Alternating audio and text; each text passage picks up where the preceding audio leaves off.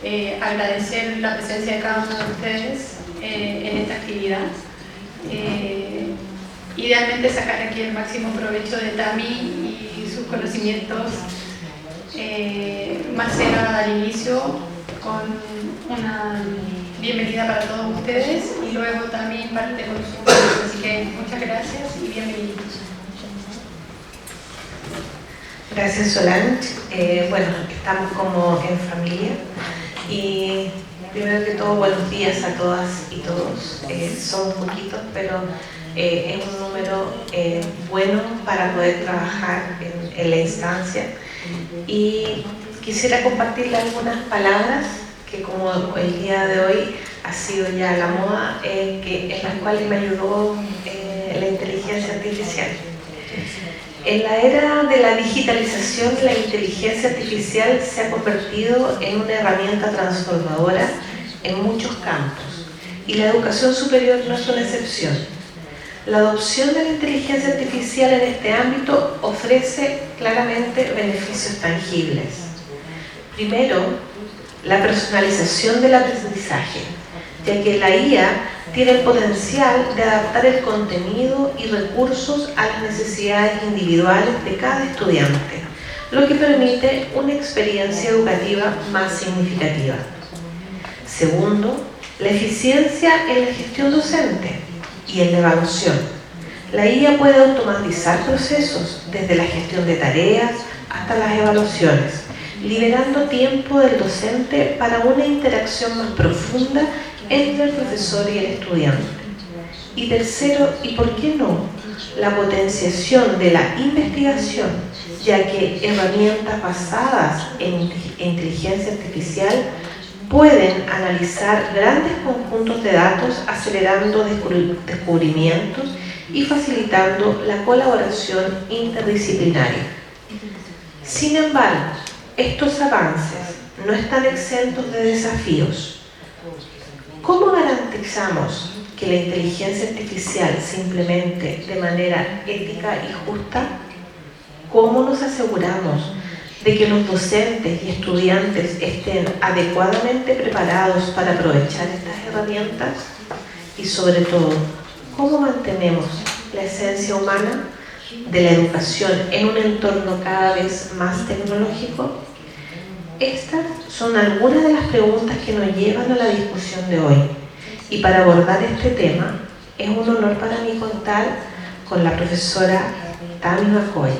Actualmente ella se desempeña como especialista de desarrollo docente en el Centro de Enseñanza y Aprendizaje del Instituto Tecnológico de Georgia, Atlanta, Estados Unidos, como encargada de procesos de desarrollo para los especialistas y profesores de la misma universidad, con una amplia trayectoria que abarca desde la ingeniería mecánica hasta la ciencia e ingeniería de los materiales.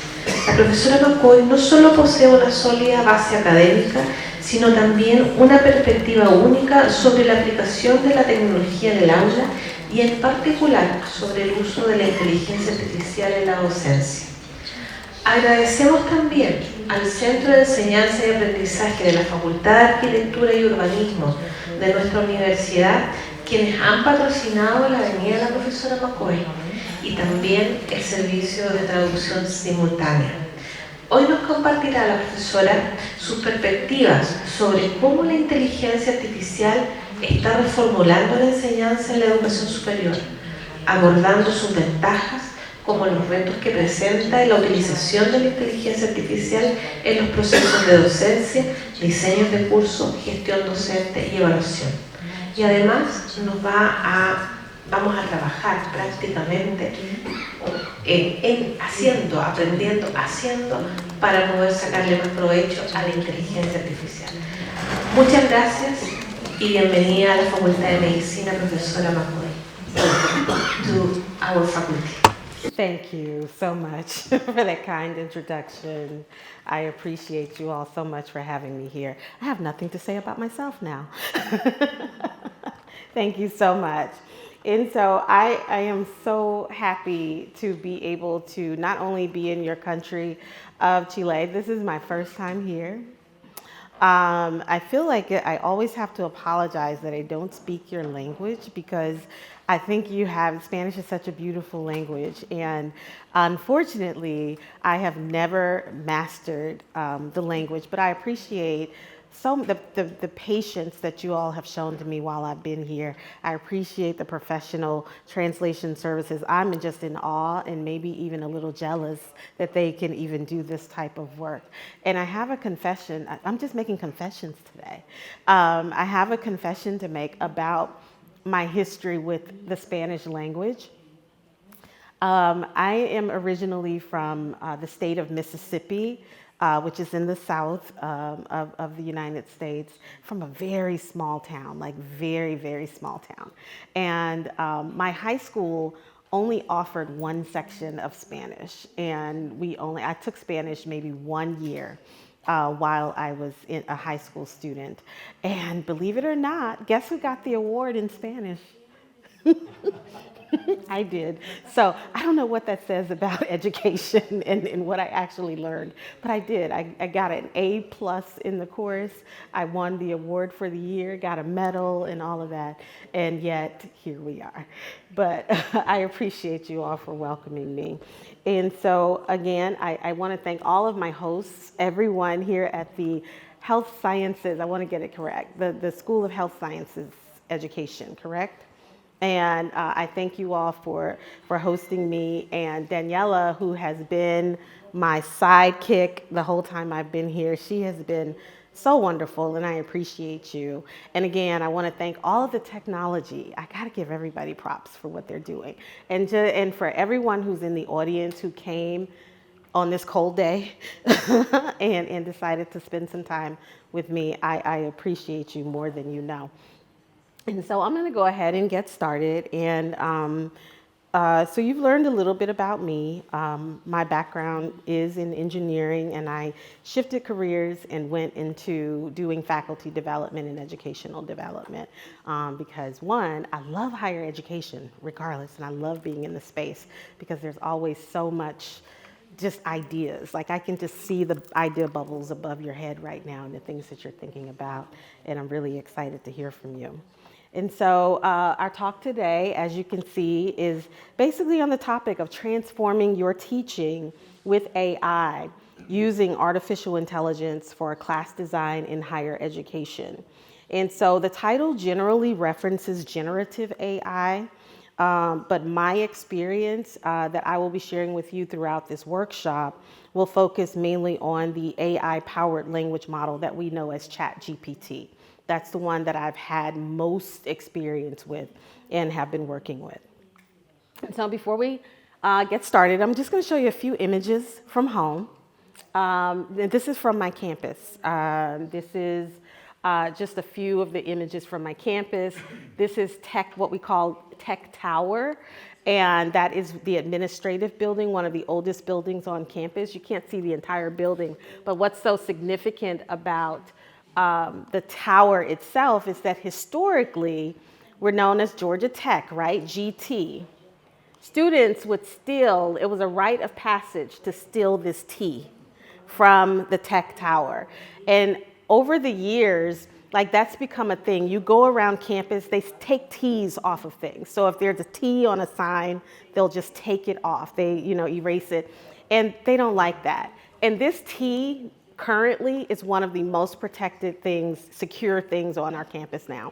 So it's hard for anyone to steal it. If you hear it, it'll probably make international news if anyone gets it. These are some of the buildings. This is our student center that was recently renamed in honor of John Lewis, who was one of their civil rights activists from Atlanta, Georgia, and also in Congress.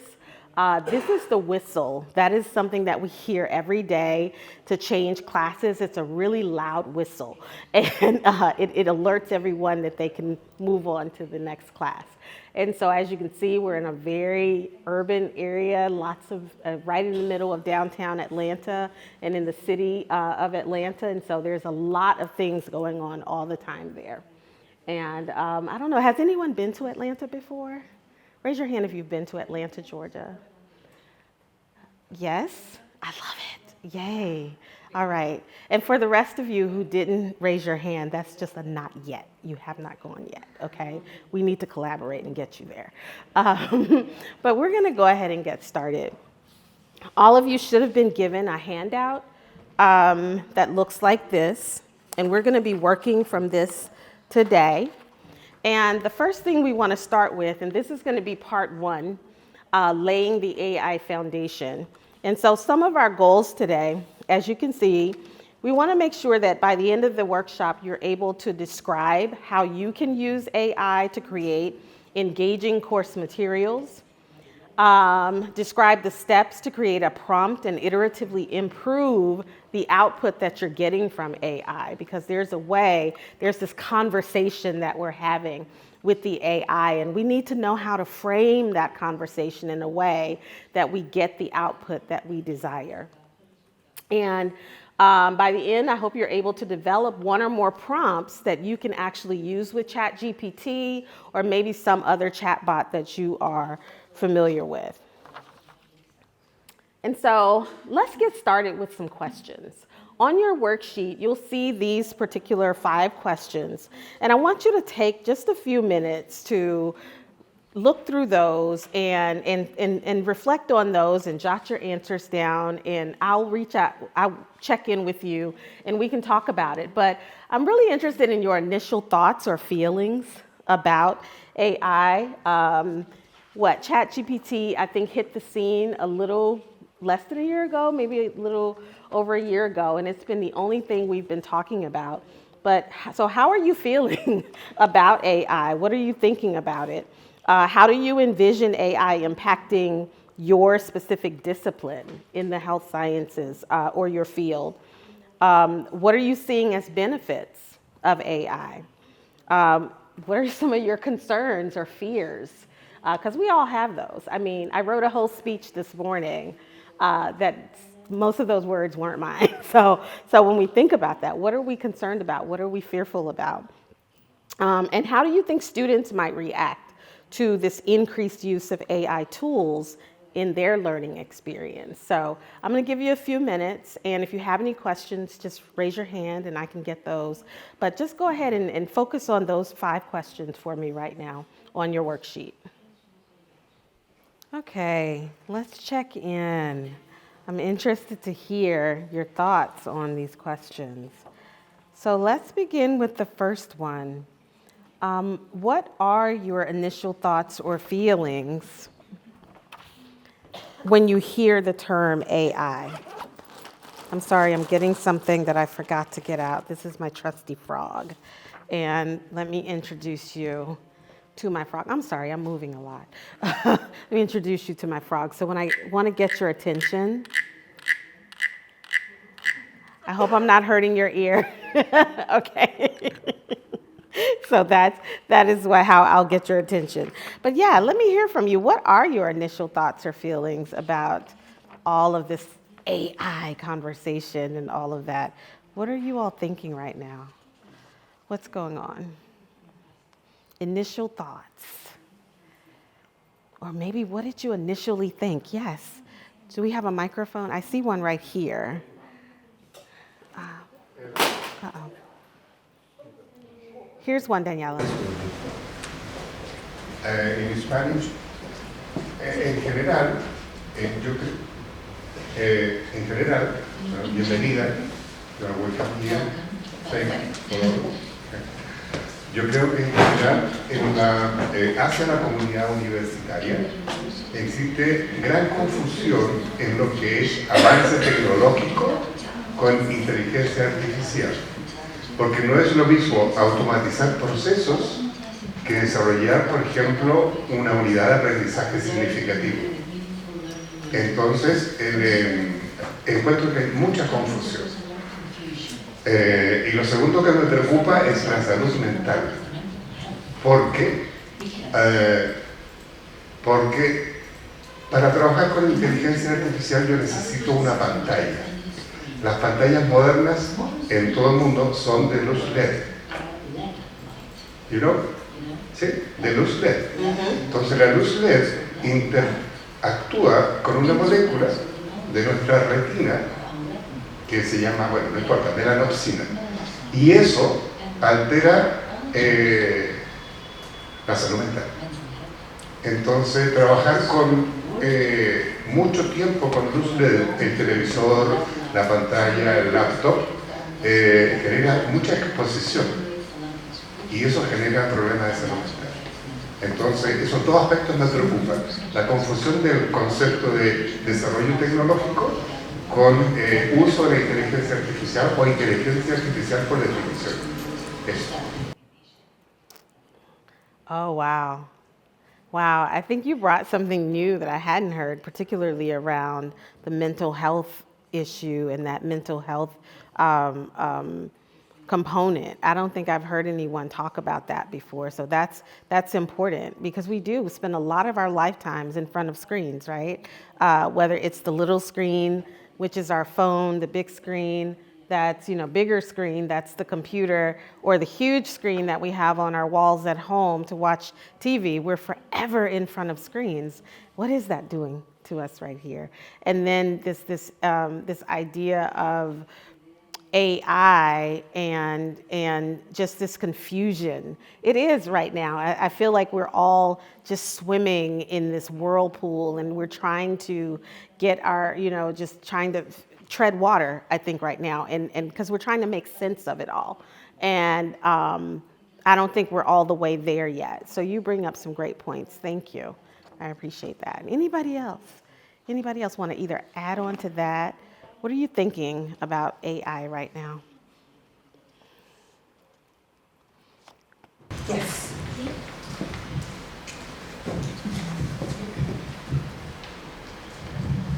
Hola, buenos días. Bueno, también me impresiona lo que acaba de comentar el profe que es lo mío, tampoco está en conocimiento de eso, voy a preocuparme de la cantidad de tiempo que esté frente a la pantalla, definitivamente. Pero mis pensamientos y sentimientos iniciales cuando escucho la inteligencia artificial en educación superior, para mí es oportunidad, es un desafío, siento como un poco de felicidad de pensar que va a facilitar mi trabajo. Y eso me motiva mucho, me ilusiona mucho, porque creo que las personas que trabajamos en docencia tenemos demasiado trabajo, mucho trabajo administrativo, mucho trabajo frente al computador, mucha preparación de material, y si la inteligencia artificial viene a solucionar en parte esa carga, es maravilloso. Esas son mis primeras impresiones. I love it. And I'm going to paraphrase what you said. And all of a sudden, AI became the hero for us educators. It's going to save the day, swoop in, and give us some of our time back and help us to do our jobs more efficiently. So yes, we can kind of glean and hang on to that as a possible benefit for what it is that we're going to encounter with AI, keeping in mind our colleague here and the fact that, there are some downfalls and pitfalls that we need to be concerned about as well. So how have y'all, just to question number 2, when we think about how AI is impacting the discipline, what have you been seeing in health sciences? How is it, what's happening right now with AI in this particular discipline and field? What are you seeing? What are students saying? What are y'all saying to each other? What's the conversation?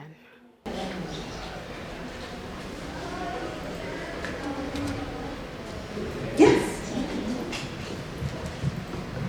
Hola, buenos días. Bueno, en cuanto a la pregunta, de todas maneras, la facilidad para acceder a información rápidamente, velocidad también en la generación de nuevo conocimiento y de todas maneras mayor desarrollo, por lo menos en mi disciplina. Eso con respecto a la pregunta. Okay. Thank you. Yo he hablado harto con ChatGPT y es lo único que he usado de inteligencia artificial. Y efectivamente alucina, y cuando uno le dice que está equivocado te pide 1000 perdones una y otra vez y vuelve a dar información incorrecta y vuelve a pedir perdón, Entonces creo que vamos a tener que superar una etapa de cierta confusión para poder ver bien los riesgos que hay y cómo nuestros estudiantes puedan no dejarse llevar por las alucinaciones que tienen estos sistemas. Tal vez entendiendo un poco cómo funcionan.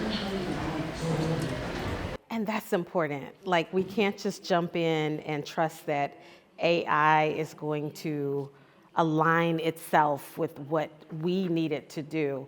We are the humans, right? We had this conversation yesterday just speaking about the fact that, I was reading, we can think of it as this collaboration between a tool, this artificial AI tool, and humans. There are aspects of us as the human that AI is never going to have. AI is not going to be empathetic.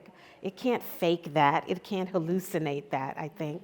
AI, the creativity that we bring to the table as professionals in our world, AI can't do that. What AI can do is access these massive data sets and start, trying to figure out, well, what does this mean? What are you looking for? How can I help you do this? So it's really a collaboration. It's a team effort. We're having that conversation, and you'll see later in my talk, I actually have kind of humanized ChatGPT because I call him Chatty.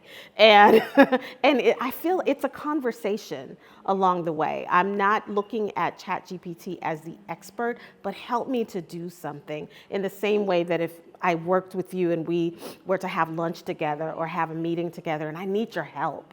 Help me to figure this out so that the two of us together can now do something that we couldn't do individually. And so, yeah, I appreciate that.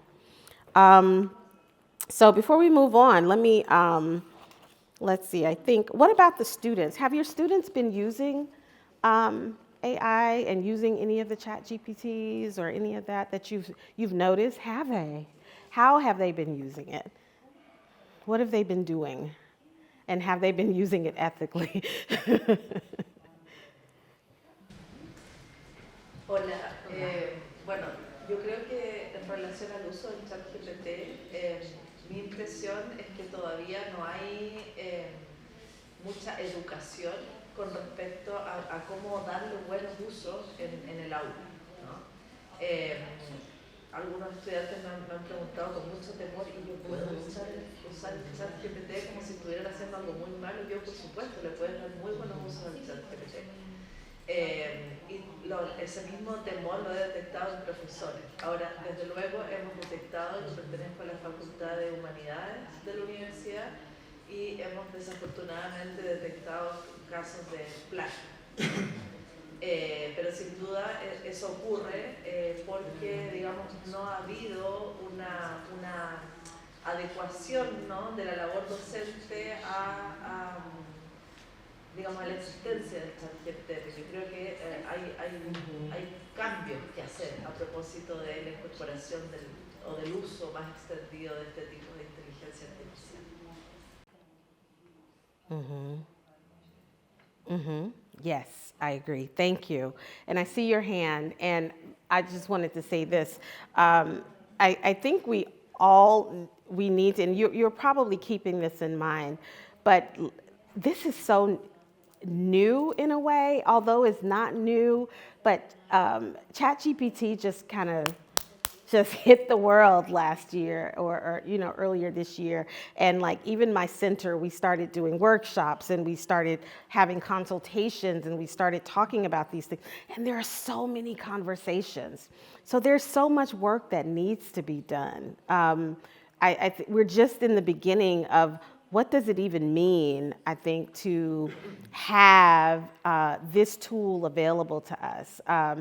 Going back, I can remember not having a cell phone in school. I can remember not having a laptop in school. So, I mean, technology is coming. We can't avoid that. AI is here. We can't put that back in Pandora's box and say, okay, let's ignore it and say it doesn't happen. So yeah, there's so much work that needs to be done around policy, ethics. What does it mean for students? How do we teach our students to think critically about what this tool means and how they can use it? And how can we as the instructors and as the professors actually guide them into how to use this tool in a way that is beneficial and not stealing their ability to think and their ability to create along the way. Yes. Gracias. A mí me gustaría comentar algo que yo no encuentro muy relevante. En el área de la salud es muy importante cuando el profesor logra en los estudiantes un aprendizaje significativo, porque ese aprendizaje perdura en el tiempo. Entonces, el enseñar un concepto debe ser un concepto ya formalizado, verificado, etcétera, etcétera. Yo me he encontrado con problemas en el chat GPT, ¿cierto? En donde me di cuenta de que la versión libre no está conectada, por ejemplo, con la base de datos más usada en el mundo, que es PubMed en NetLine. Entonces me complica. Se fija, es complejo. Me han contado que la versión 4.0 sí está conectado, pero no lo tengo verificado. Entonces, yo primero, antes de usar el sistema, yo necesito saber cuál es su fuente de información. ¿Me entiendes? Yo trabajo en histología, en microscopía, ¿ya? Entonces quise trabajar en una unidad de inteligencia artificial y para eso tuve que construir mi propia base de información con libros que yo he revisado y he verificado que está correcto, Y ahí estamos haciendo algo, pero con ChatGPT y otros, porque hay muchos, me llegó el problema de que no están conectadas las fuentes formales, publicaciones con comité editor, con referees y eso. Entonces creo que es algo que se tiene que destacar, al menos en educación en salud. Yes. Yes. Yes, that conversation needs to be had.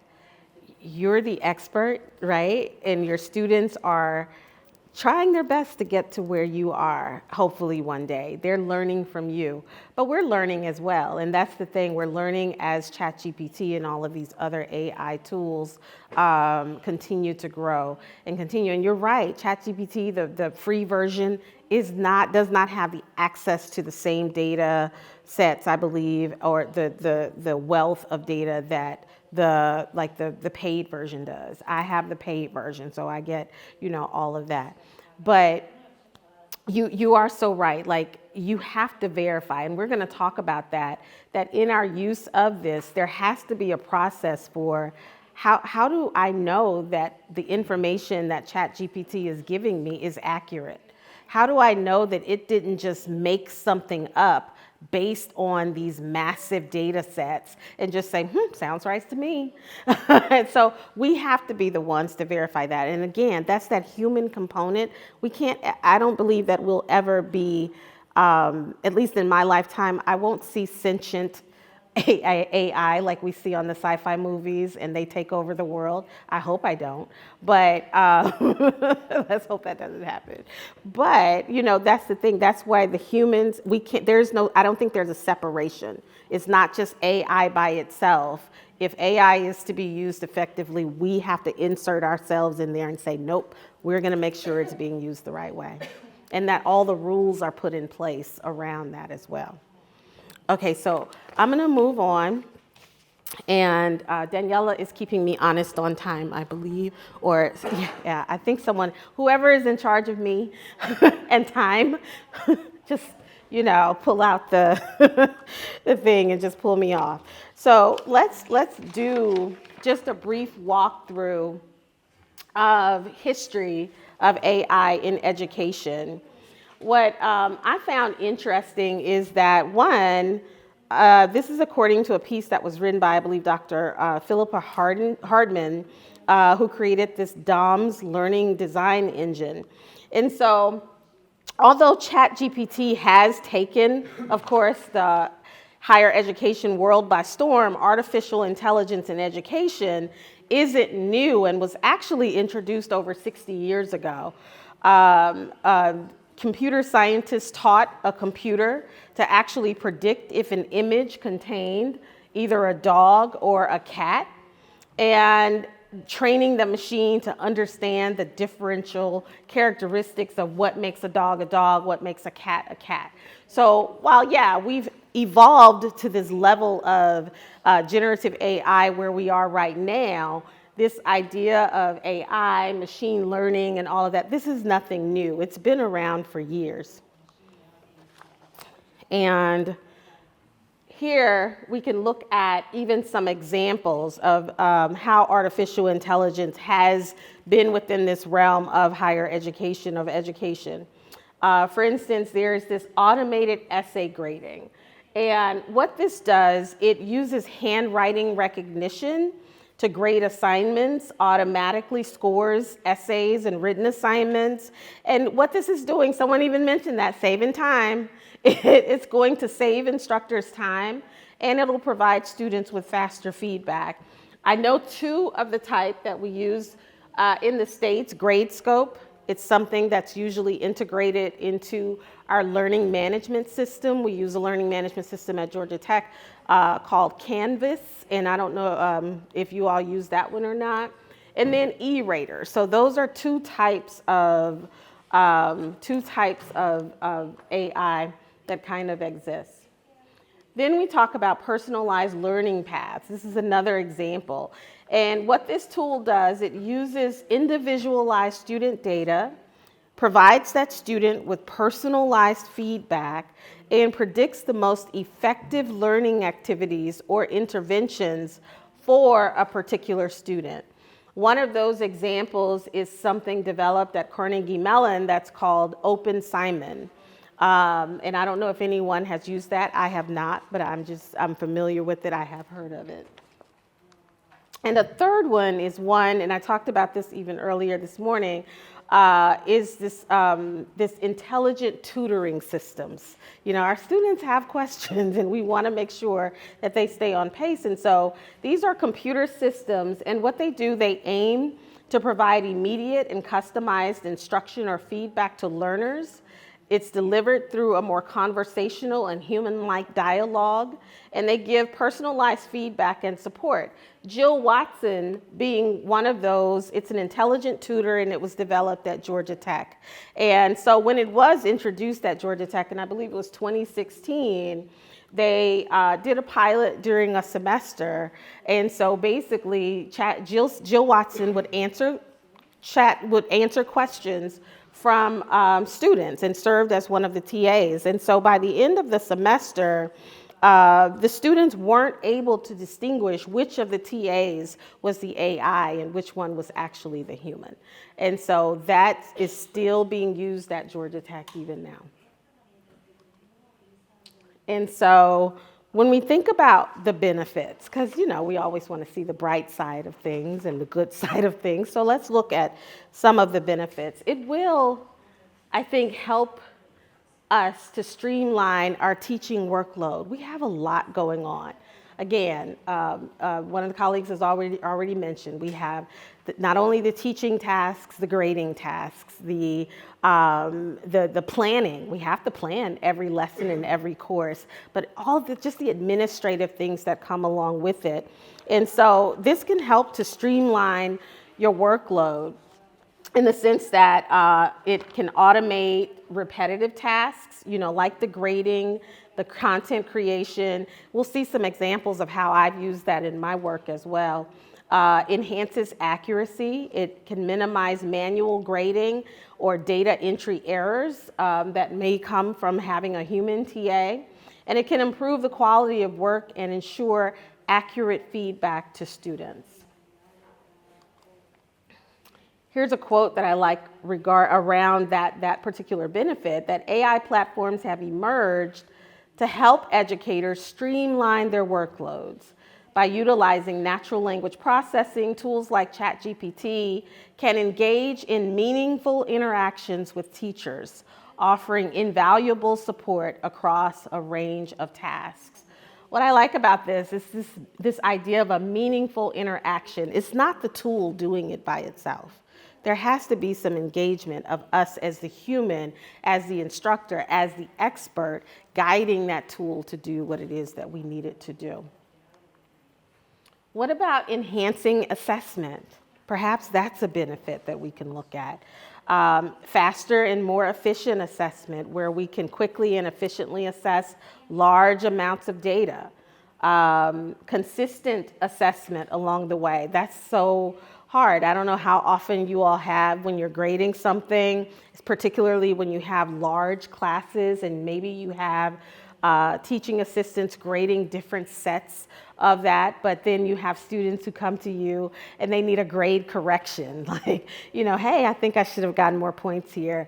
My best friend over here, we had the exact same answer, and they got 5 points and I only got 2. So hopefully that AI and things like this can help us with consistency in grading. And then that personalized assessment, just giving that personalized feedback and taking into account that individual student's needs. Along those same lines, this is just a quote that I like. Assessment is one realm where AI's impact is truly game-changing. With the help of AI tools, assessment can be revolutionized in countless ways, from increasing the speed of assessing work to enhancing its precision and efficiency. Raise your hand if you love grading. Raise your hand if you love grading. Yes? No? So I'm sold on this one. I really am. And then personalized learning. Here we can have adaptive learning. Instead of that one-size-fits-all traditional classroom model, students get the personalized content adapted to their needs. And that reminds me of universal design for learning. If you all are familiar with that concept and the principles of universal design for learning, where you are designing learning experiences and learning opportunities with all of your students in mind. So when you create a particular assignment or create a particular learning experience in the classroom, the question that I always ask is, who am I leaving out if I do this?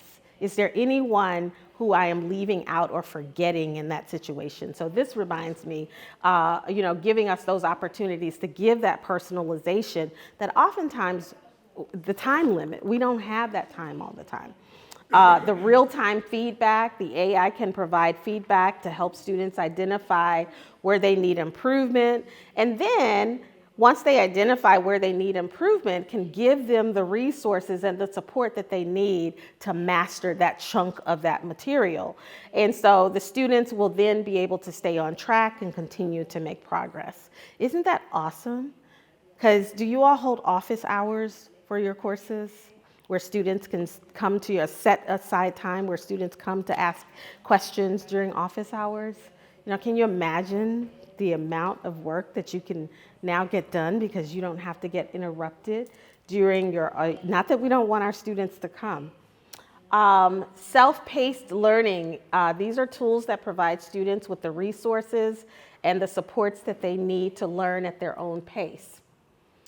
A critical quote here, I think, this personalized learning lets students learn at their own pace in a way that suits their needs, and that can be life-changing for students struggling to keep up with traditional classroom teaching methods. I don't know what the retention rate is for students in your field and within this department, but when you think about giving them opportunities to actually hang in there and providing them with the tools and resources that are available that can help them to hang in there, and I think that that's really important. Another topic that is really important, I believe, is just this inclusivity piece, thinking about the different learning needs, the language differences. Maybe there are non-native speakers within the course, disabilities. There may be some students in the course who have sight disabilities or mobility issues. socioeconomic differences, diverse cultures and socioeconomic backgrounds, that prior knowledge difference. Every student, while they're not empty vessels when they come to us, each one has different experiences and they bring different levels of knowledge with them, and we have to be able to take that into mind.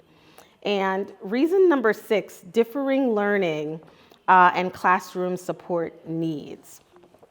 And so with this inclusivity piece, and we're talking about ChatGPT, I'm wondering, and I'm taking this from yesterday, that this was brought up yesterday. I'm wondering, what haven't I said yet? What is probably, and I'll just really just draw the picture for you. I'm from the English-speaking world. You're from the Spanish-speaking world. We're talking about this particular technology of ChatGPT and other generative AIs. Could there be a problem with inclusivity there? Could there be a problem? Is there anything that I'm missing here? And I don't know. Have you all, and I guess I'll ask it this way. Have you all seen, when you are engaging these different types of AIs, particularly ChatGPT, a struggle to provide you with the quality of output in your own language? I don't know. Have you seen that as an issue? And maybe not yet, but that was a concern definitely yesterday when we were talking about this with the other group, is this language. It really is, when we think about it, it's in, that English focus and all of that. Well, what are we making sure that the databases that ChatGPT and all of the data that it's accessing, that it has just as much data from other languages and other cultures as it does even from the English speaking? Because even when you think about, not even just language, but just cultural access to different pieces of data. So the inclusivity piece in our classrooms is important, but we also have to think about what's available in those databases. And so when you're thinking about integrating AI into your class, it can be a valuable tool for teachers. It can offer new ways to deliver content, and also it can provide personalized learning experiences. However, the tools are only going to be effective if we use them the right way. And even that, what is the right way? That's another thing that we have to have a conversation about in a way that's effective and engaging for our students. And so some steps to integrating AI in a pedagogically sound way. Your professional instructors, you have your pedagogy is sound, but how do we now effectively engage this particular technology? And so you definitely want to think about identifying the learning goals for each lesson or unit or course. What are my big goals? What is it that we're trying to do in this particular class? And then the next step is choose the right tool for that job, the AI tool. You want to plan. That's the important word there, planning, whether it's the course, the lesson, the unit, to incorporate AI tools in a meaningful way.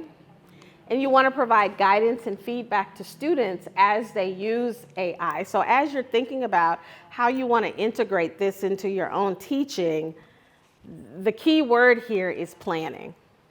The key word here is, from the very beginning of your plan, start thinking about where AI needs to go. And then what your goals are for a particular course or for a particular learning experience. Once you know what the goals are and what you know what the learning experience is that you want your students to take away, then you can say, oh, well, this will be the best AI tool if you decide to introduce AI right there, right? And so it's all about planning and thinking ahead about it. Instead of, you don't just, if I have a class and I'll be teaching on a Wednesday morning at 9 a.m., I don't start integrating AI into my lesson at 8:50 a.m. right before the class. So you really have to put some forethought and put some planning into the integration. So you have to want to do it in the right way. And I think that that's just the right way. There is an overwhelming amount of generative AI that's out there, and these are just some of the different types. ChatGPT, in a lot of ways, text to text, text to images, draw to image. You have image to image, so just multiple types of AI. So when we go back to this idea of choosing the right AI tool for the job, you have to think about what's the right one that you need for what you're doing. We had a participant in the workshop yesterday who, what is Sebastian? Is he graphic design, I believe?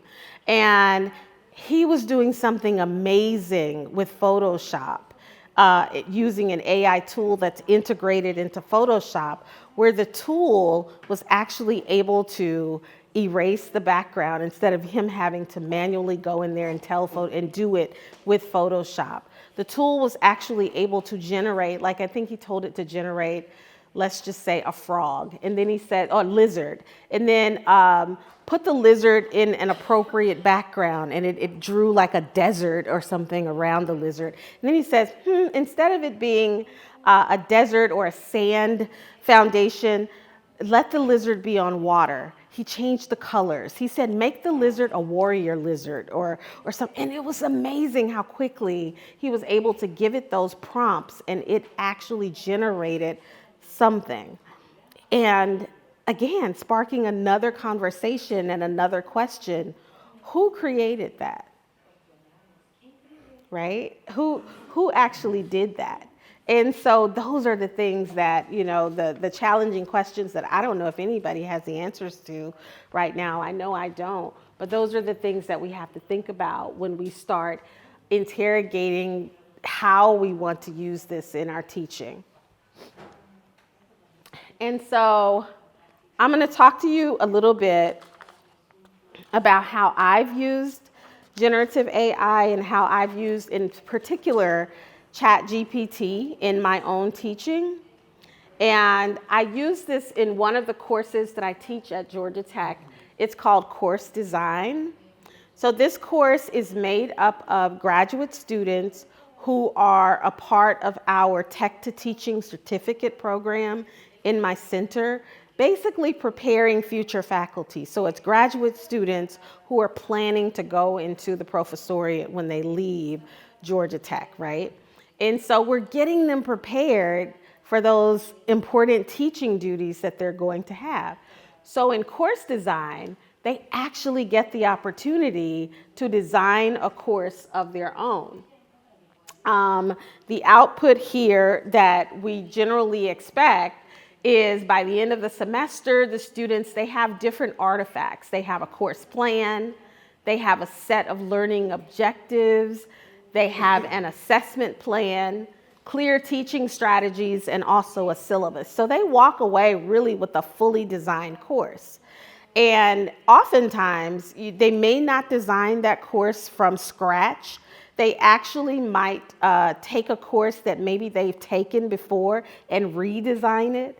But they're going through these important steps, and we're using what's called the backward design framework. How many of you are familiar with this framework in teaching, the backward design framework, which is basically you're designing a course and you're designing it with the end in mind. So you're thinking about it, okay, what do I want my students to be able to do? What do I want my students to know by the end of the semester? So your first step in designing that course is designing a set of learning outcomes, those big course goals that you want them to learn. And then as you go through the planning process and create your course plan, Those big course goals, they start getting whittled down into your unit goals, and then you might have your lesson goals, and that's how you think about it. So you start with your goals. Step 2 is to think about the assessment, right? How am I going to assess those goals? I know I want my students to know how to do that, but how am I going to assess whether they know how to do that? And then step 3 of the backward learning design process is you think about, now what am I going to do in the classroom? What teaching strategies am I going to use to teach them how to get to that point? So oftentimes, and even in my original training, beginning as an instructor years ago, what did you do? You were handed a course. You were handed a textbook. You went to the table of contents in the beginning of that textbook, and you said, week 1, chapter 1, week 2, chapter 2, week 3, chapter 3, with no thought in mind to, well, what is it that I want my students to learn? So that's what my students are learning in this particular course. They're learning how to take a very intentional approach to designing their course so that they know exactly what they want to get out of it and what they want their students to get out of it. This particular assignment, again, one of the assignments we're walking step by step through this process is for them to develop a set of learning goals for their course. Okay, and so this particular assignment is where ChatGPT enters the conversation, all right? So this is me, and I said, hey, students, have you heard about ChatGPT? And I said, well, I'm wondering if you can possibly, use ChatGPT in developing your learning outcomes. And who doesn't have that favorite student? And I had a favorite student volunteer. And they said, well, do you think it'll turn up something useful? And, I was a little skeptical. I said, maybe it will. I don't really have that much faith at this point. And this course was taught back in the spring of this year. So from January to May of this past year. And so ChatGPT, I don't know if you all are familiar with this phrase, said, hold my beer. Basically, I got this. I can do this. And so I encouraged my student to develop her learning outcomes through ChatGPT, and she did just that. And look at that. That's the first set of learning outcomes that she was able to develop for her course. But as you look at those bolded verbs, and I apologize that I didn't have this translated into Spanish as well, but as you're looking at these bolded words, what are you seeing? What might be wrong with this set of learning outcomes? What could be better? What are you seeing?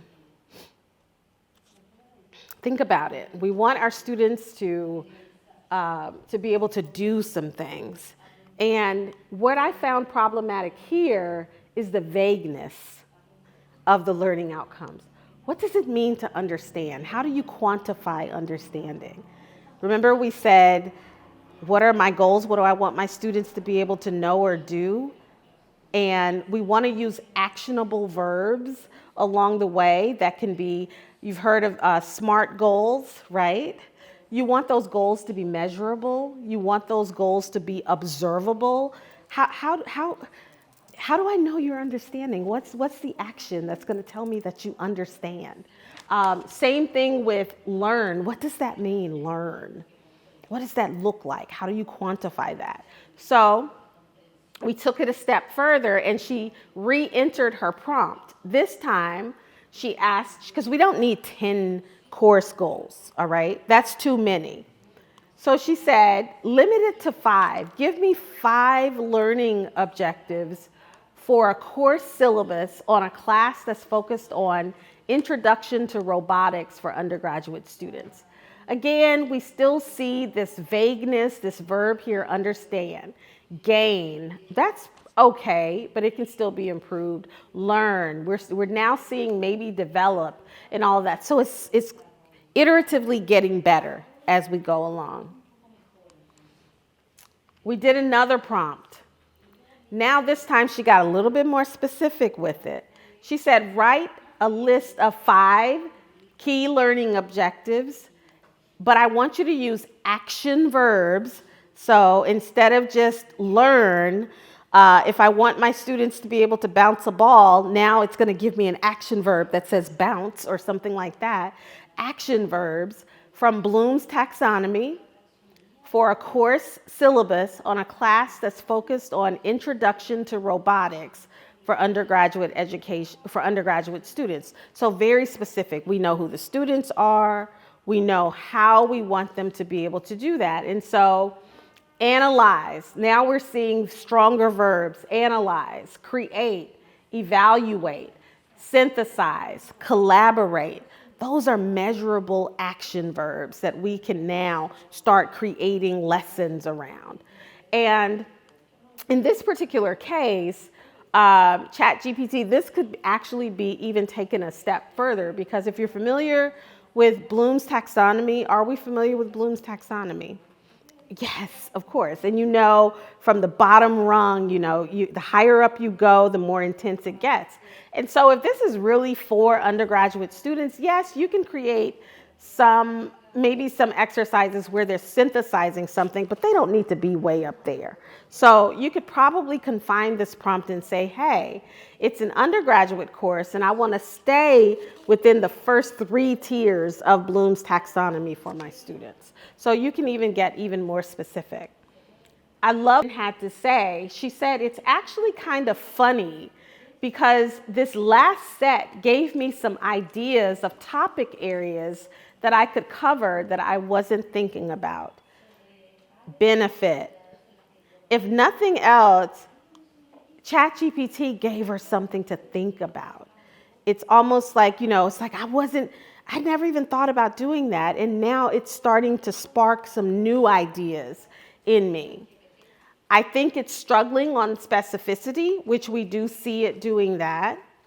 The goals were a little vague, but they also don't necessarily build on each other.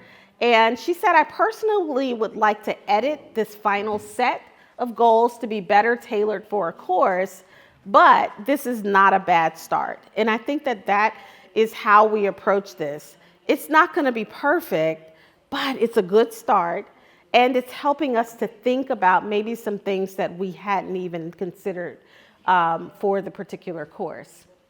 Here, she got excited and she wanted to do a little bit more with this. What we're seeing here is what she liked about it. She said she was just playing around with ChatGPT. She found that it does very well in conversation.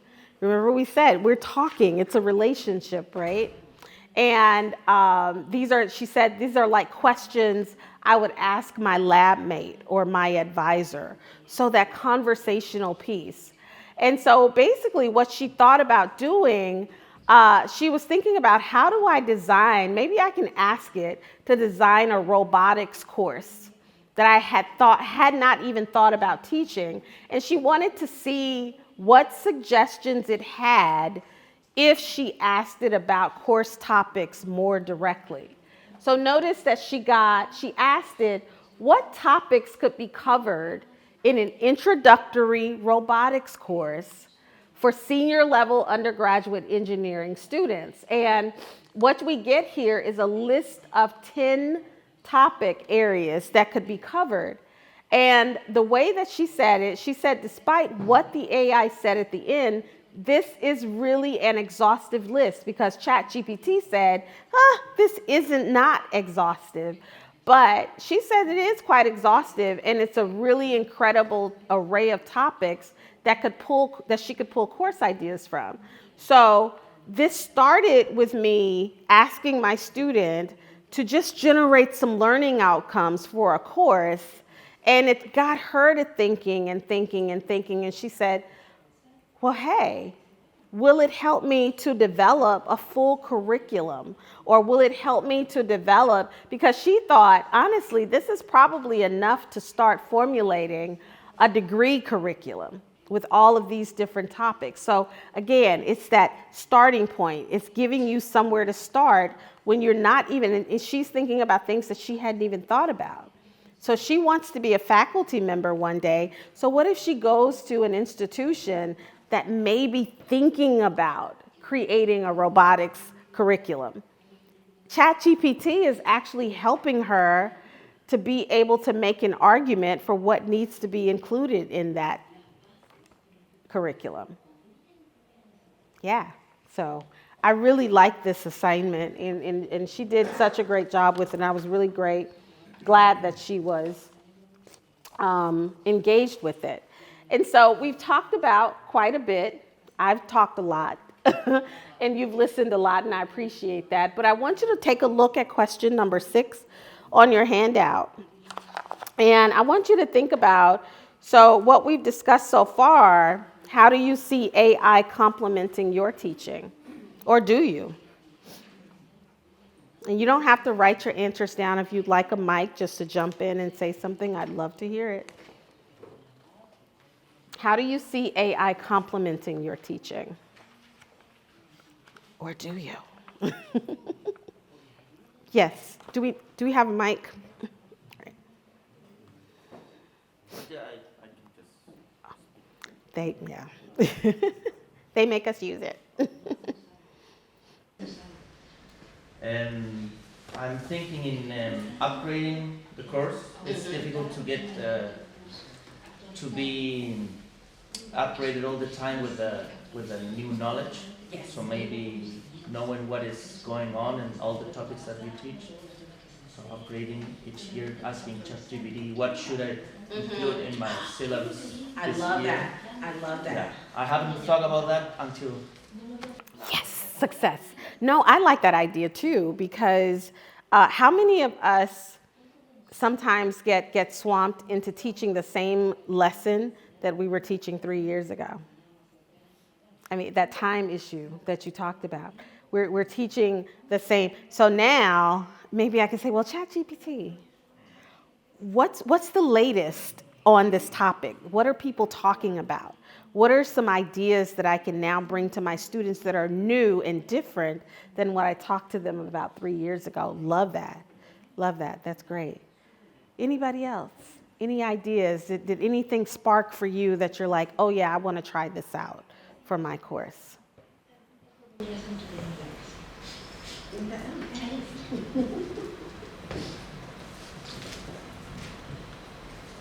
A propósito de las necesidades especiales de los estudiantes que mencionaban en alguna de las diapositivas, los estudiantes pienso que pueden encontrar en el chat GPT, pueden generar herramientas de práctica adicional, ¿no? Por ejemplo, en el ámbito de las humanidades, pedirles a los, qué sé yo, que les generen alguna guía de lectura para preparar una prueba, para trabajar con un ensayo, por ejemplo, en relación a un tema, generar distintas hipótesis de lectura, ¿no? Entonces, digamos, a propósito de distintas necesidades especiales, yo creo que puede ser una muy buena herramienta. I love it. I love it. Yeah.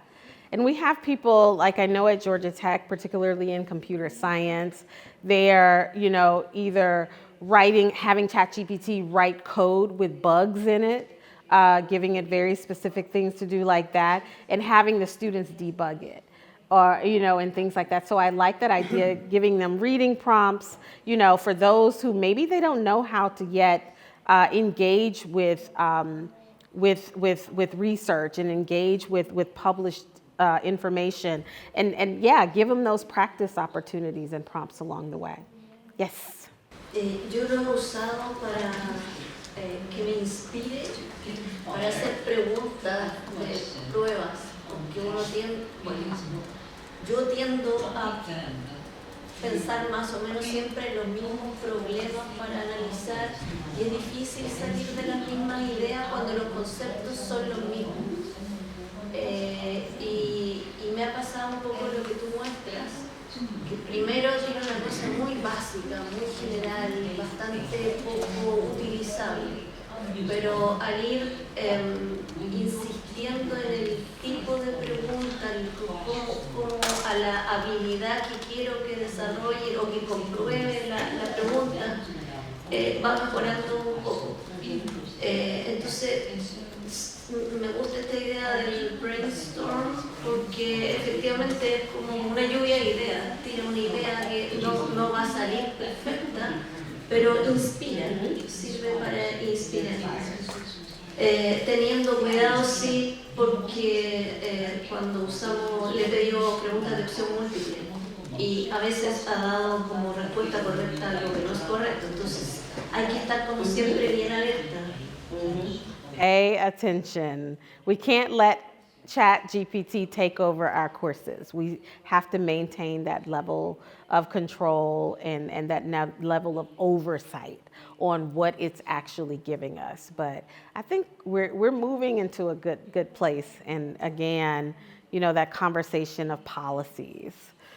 What are the policies? What are the policies in your classroom around your students using ChatGPT? Ooh, you know, do I let them? You know, what do we? But we know they're going to use it, right? And one point we talked about yesterday that I think is important is that cheating isn't new. Because I think that is oftentimes a major concern, is that my students are going to use ChatGPT or AI to cheat. They're going to just cheat. Cheating isn't new. Students have found ways to cheat if they are motivated to do so throughout the years, you know, whether they were writing answers on their arm and raising their sleeve during an exam, or they were paying a senior or paying someone for an exam or paying someone to write a paper for them. Students have always found ways to cheat. If that motivation is there, they will find a way. So I think we can't take that angle with ChatGPT and look at it as it's just this tool for students to cheat. And we find ways and we teach our students, you know, why this is a good tool, how they should be using it. And if they do make that decision, because it's their decision at the end of the day, to use it in a way that might be considered cheating, you know, talking to them about, well, what is the impact on your learning? How is that benefiting you? How is that you know, going to benefit you in the future as you keep going through your courses? So there are ways we can have those conversations, I think. And so, again, I've been talking for a while, and I believe you all get a break. I think there was a break built in. I don't know how much time. Again, keep me honest on time. So how much time can we realistically take? 20 minutes? 20 minutes it is. Thank you. See you back in a minute.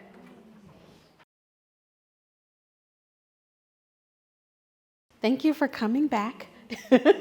So we're going to continue with part 2 and integrating AI into your classroom. And with this part, I want you to take a couple moments, and if you have ChatGPT open, if you have it on your phone or your computer, or you can just write it on your paper on the handout. This is question number 7. And what I want us to do, and don't worry about making it perfect, this is going to be the starting point for writing a good ChatGPT prompt. And I want you to just consider how you're planning to use this in your teaching, and write a prompt that can be input into ChatGPT or some similar generative AI tool. So think about something, maybe it's an assignment you wanted to create, or maybe you have something that you wanted to read and give you some feedback on or something. So think about what a prompt that you can work on today for ChatGPT, just one. And we're going to come back to that, but just set that aside for a moment. And where we want to focus now is to look at some steps to actually selecting the AI tool that is going to be best for you. Remember when we talked earlier about actually having a plan first, you know, what are my goals for my course? And then you want to think about, well, what's going to be the best tool to help me to do what I want to do in my course to meet these goals. So you always want to make sure you do the research, choose the tool that best meets your needs.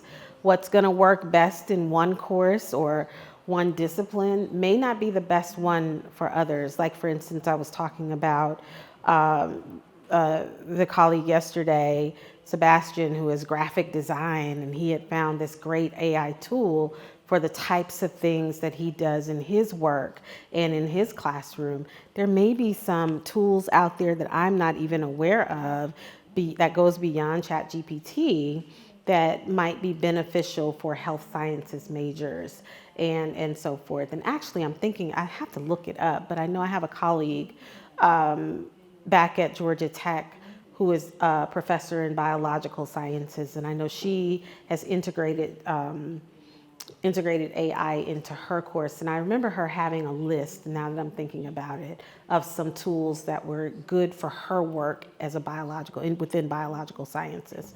So if I can find that, I can send it to somebody. You want to familiarize yourself with the tool. Start with small tasks. I think that's a critical message that we want to think about when we talk about integrating anything new into our courses. You don't have to change it all at once. Do a little bit at a time. Take small steps. Don't feel like you have to go from, version A to version Z immediately. Go A, go B. Do one little thing at a time instead of trying to do it all at once.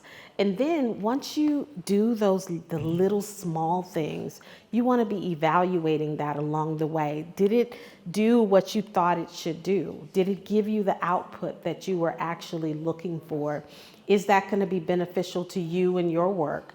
Is it going to be beneficial to your students? So evaluate the effectiveness of that tool. And I think what's important, and which speaks even to the meeting that's happening today and us even having this conversation in this workshop, is just sharing your learning and the impact with others. The more we learn, we should be talking to each other about it and finding out, well, what's working for you? Well, why didn't that work for me when I tried it? What can I do differently? So I think it's really important that we continue to have these conversations about how AI is working for us and how we can learn from each other in how to best use AI in our classes. This is just a repeat of what we had seen earlier of some of the tools. Whether, in your classroom, maybe you want something to generate text to text. Maybe you want something to generate some type of computer code from some text that you might have, or audio to audio. Full transparency, many of these I have not played with yet. And I think for me, that's the joy of this new technological revolution or evolution or whatever we want to call it. The joy of it for me is that it's so much to play with, right? So much to have fun with, and to see, just to try it. What's it gonna hurt, right? And so now I want to talk to you about a framework that will allow you to engineer your prompt. And as an engineer, that really, I like the phrasing and how they frame this particular model that we use to think about it. I like this quote, to be an effective AI educator, one must possess not only good pedagogical skills, but also excel at a made-up word, prompt craft, artificial intelligence prompt skills, include the ability to create high-quality requests that guide the AI algorithm to generate the desired responses, right? So we're building our skills at crafting good prompts, because what we get out of the AI is dependent upon what we put in. And the higher the quality of the input, the questions that we're asking, the framework that we're giving it to work with, the better quality that we're going to get out. And I think that's super important. And so together, when we have good AI prompt skills, when we have definitely improved our skills at writing good prompts. That, in addition to our pedagogical skills, our teaching experience, our mentoring experience, all of the things that we learn in our fields, those things are critical for us to use artificial intelligence well. And so I believe that this is just another piece of the puzzle, you learning how to write good prompts. And I'm sure some of your prompt writing skills are probably already A+ in that. But we're going to talk through this particular simple model that we can not only teach to ourselves and learn for ourselves, but what we can also do as we're thinking about integrating it into our classrooms, thinking about, well, if I'm going to allow my students to use it, I want them to use it right. I want them to use it well. So we can also talk to them about how to create good questions and how to go about using AI in a way that will allow the output that they're expecting to get out. And so this model is known as the prep model, and basically we look at it as we're prepping the machine, right? AI, it's a tool, it's a machine. And so we're prepping the machine, and step one, which is the P, is that we want to prompt it, right? This is the first step when you're framing your request. You want to be clear, you want to avoid vague or ambiguous language, right? And we'll see some examples of how we want to do that.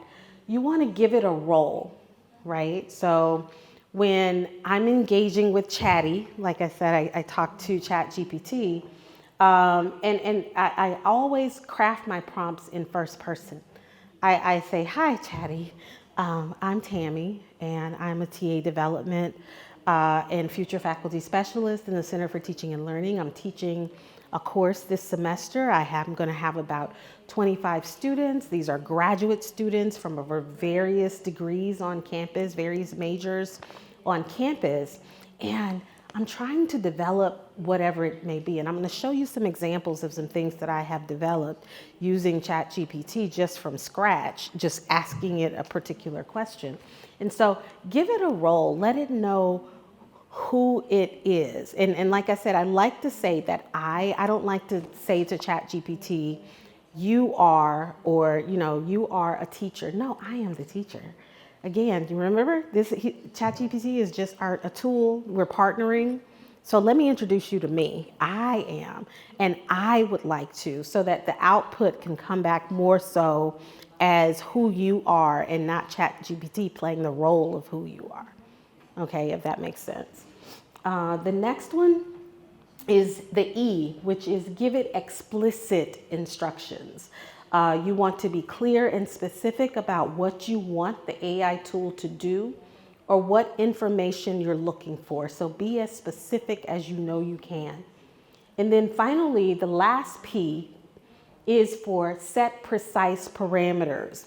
You want to define the scope and the boundaries of the answer, and that keeps you in control of the response. So if I wanted to, for instance, design for me a lesson, okay, let's say a lesson plan for one lesson that I plan to teach.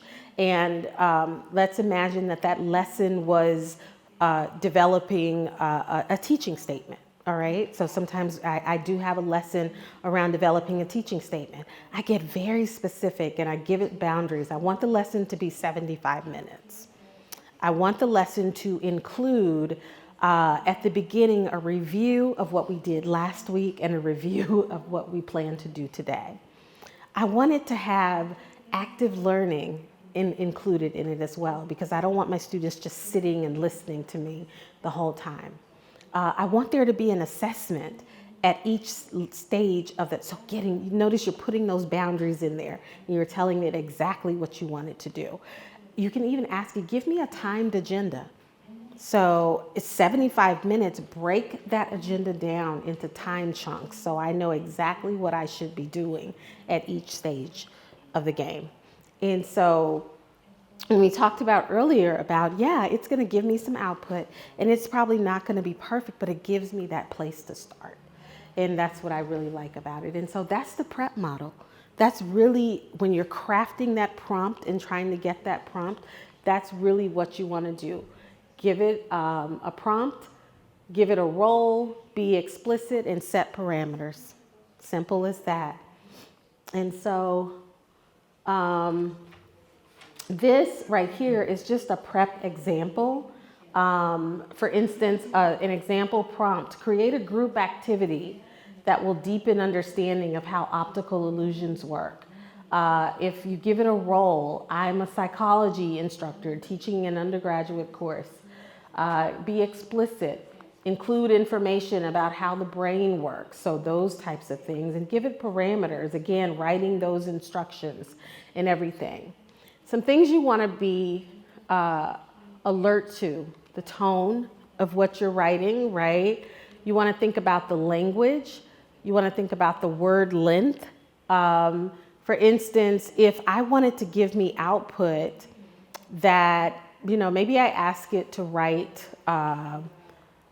I wanted to write an essay. Okay, let's just say we wanted to write an essay.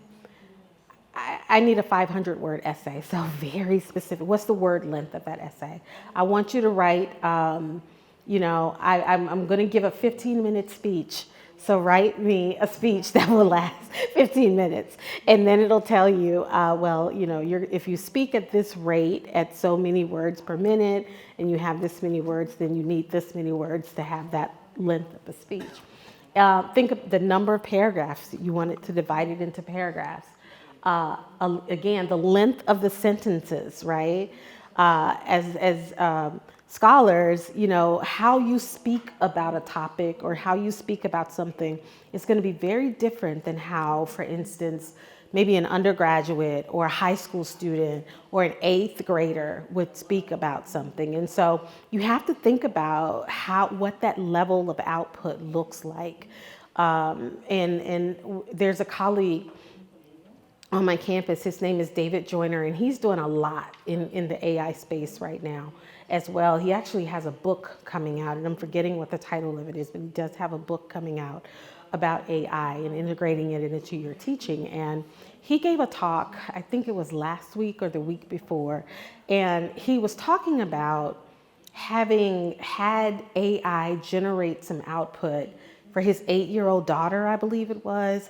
And it just got me to thinking about, what would that output look like versus, okay, we're the scholar asking ChatGPT to generate output that's for an 8-year-old, what it would look like versus having an actual 8-year-old ask ChatGPT the same question, right? Because the language that an 8-year-old is going to use to ask for knowledge and ask for information is going to be different than me asking it in my adult voice and then saying, but put the answer in at the level of an 8-year-old. So, it's just so many things I think you can play with, and that just struck me as something I would love to play around to see what would happen, if we have our elementary school students and our younger students engaging with this type of AI. Are they getting out something that's actually beneficial to them and for their age? Again, think about format and going back to that age. What's the reading age of the person for what it is that you're trying to get out? And so now I want you to prep and also test your prompt, okay? So the prompt that you just wrote, go back and interrogate it, and this is on your handout. Go back and interrogate it with this prep model in mind. And make sure that you are introducing, the question with the prompt. You have a good prompt. You're having a role. You're being explicit, and you're setting parameters. So I want you to prep it, and I also want you to test it. And when you have something tested, raise your hand. I want to see what it is that you're doing. And if you can talk us through what you did. Let me know if you have questions. If you don't have a computer, I know ChatGPT, there's an app for it as well.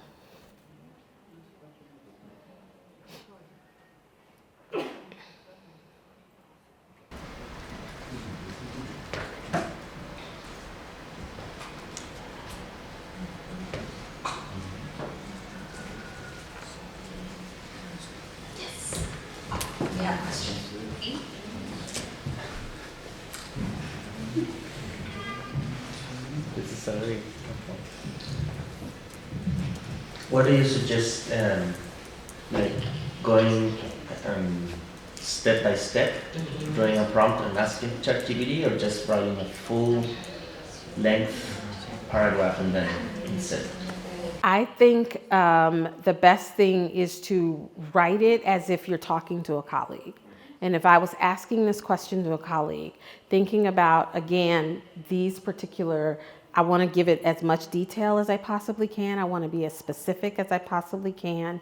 And so on that first try, yeah, write it and then, check it and say, okay, did I do this? Did I do that? Did I set parameters? Enter it and see what comes out. And then we're going to talk about editing that a little bit in a minute. But yeah, just do exactly what you're saying. Think about it as a conversation if you were asking me or asking your colleague. Okay. Mm-hmm.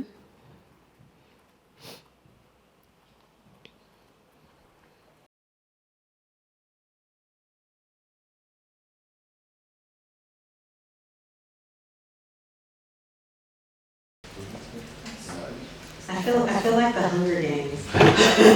not that we're sending you into the arena.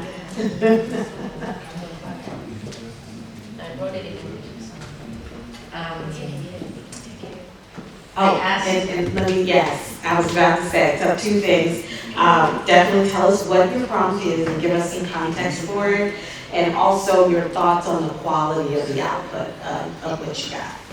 So go for it. So I asked ChatGPT to create a case report for one of our undergraduate course in audiology. So I used the prompt, I'm an audiologist teaching an undergraduate course about audiology and hearing aids. And then I asked, create a case report based on the clinical situation of a 5-year-old girl with moderate hearing loss. And then I asked, write this in 200 words using technical language. Because first I didn't wrote that, and I got like a big, massive text. So I guess write this in 200 words and then include audiometric expressions. Wow. It's a clinical evaluation. And I got a case report with patient information, background, and implications. Wow. So yeah, it's going to be... And on a scale of 1 to 10, where would you put that? I will say 6, but maybe my prompt was the problem. Okay. I don't know, maybe I could have... We're going to edit the prompt because I heard a couple things there that as someone who is not in your profession, that I would probably need to have defined. And sometimes we think, yeah, it's AI, it might know exactly, but we want to tell it specifically what it is we mean. So great, thank you for sharing that. I like it. Who wants to go next?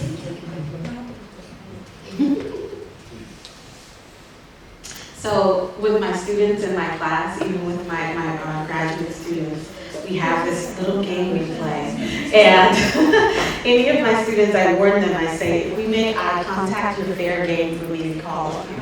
And so I have the students averting their eyes at me. So don't avert your eyes. I will call on you without your permission. Okay, go for it.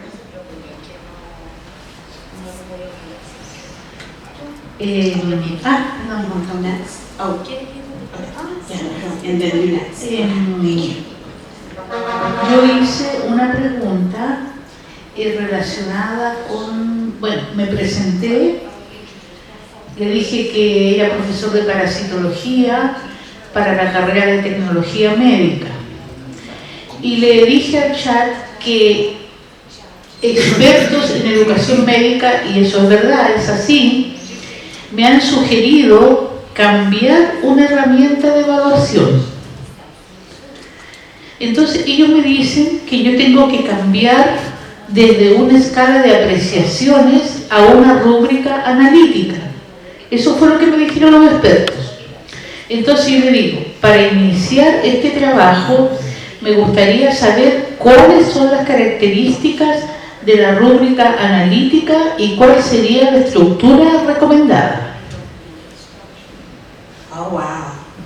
Y me contestó el chat, súper interesante, me contestó, dijo, es un placer ayudarte en esta tarea, y él me explica en qué consiste la rúbrica, los elementos que tiene que tener esa rúbrica, los criterios, los niveles de desempeño, muy útil, y me da un modelo de todos los criterios, los niveles de desempeño y la puntuación. Entonces, me da incluso el porcentaje que él propone para cada peso de cada criterio. Muy útil, súper. Pero como yo no sabía si teníamos que pasar a editar, no me quedó claro si teníamos que pasar a editar, yo me fui directamente a preguntarle en forma específica cómo yo tenía que aplicar la rúbrica en el ítem de contenidos. Entonces yo le di a él los contenidos, las áreas de los contenidos que yo iba a evaluar en todas las presentaciones de los alumnos, y me dio una respuesta súper interesante también, donde él me propone los niveles de desempeño según los contenidos, y encuentro inteligente porque le dio un mayor porcentaje al contenido de diagnóstico. O sea, él consideró que la carrera era tecnología médica, que eran alumnos de diagnóstico parasitológico. Entonces le dio más porcentaje al aspecto diagnóstico. Entonces yo estoy feliz. O sea, voy a utilizar esta información porque es un trabajo que tengo que hacer. Porque me están pidiendo que cambie la rúbrica, la gente de ustedes, que son los expertos que me dicen que tengo que cambiar. Entonces me va a servir un montón porque es una tarea que tengo que hacer ahora para el semestre que viene. Tengo que aplicarlo en el semestre que viene. Así que súper bien. Gracias. Thank you. I applaud that you got such useful output, and ChatGPT has saved you some time and effort, I hope. And one thing we can take from that as well, you're already doing what you should do, which is that editing and iterating through that process. And so we're going to go through that edit model in a little bit. But I also like ChatGPT is so kind, right? It's so polite. Yes, of course I can help you. Of course I can do this for you. I love that about ChatGPT. Les. Bien, yo puse una pregunta que es muy específica. Dice, soy profesora de kinesiología para estudiantes de pregrado. Quiero que los estudiantes construyan un instrumento de evaluación de los conocimientos que ellos tienen sobre cómo diseñarían una maniobra para evaluar en los pacientes la longitud de la musculatura de la región anterior del muslo. Quiero que el instrumento sean preguntas de desarrollo y que me dé la respuesta para una posible retroalimentación. Y necesito 10 preguntas. Me contesta, por supuesto. Aquí tienes 10 preguntas de desarrollo que puedes utilizar para evaluar el conocimiento de tus estudiantes sobre cómo diseñar maniobras para evaluar la longitud de la musculatura de la región anterior del muslo. Junto a cada pregunta, proporciono una posible respuesta que puedes utilizar para dar retroalimentación. Y me da las 10 preguntas con la respuesta posible, respuesta al lado. Muy bueno. I love it. So scale of 1 to 10, where are you with that right now? On a scale of 1 to 10. Yo creo que entre 9 y 10. Está muy buena la pregunta y la respuesta. I love it. Great job, great job. Anybody else want to share? Anybody else want to share? Anybody else want to share?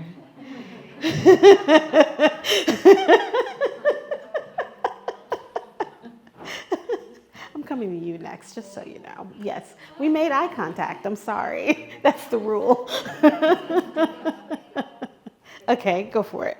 So I was invited, and this is happening in 2 weeks. I was invited to give a class on. I'm a soil scientist specialist. I'm not, from this faculty. And then I was invited to give a class on soil security. I never teach about that. So I give the ChatGPT all the context, who I am.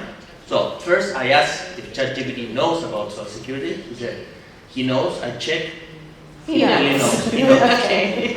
And then I present myself.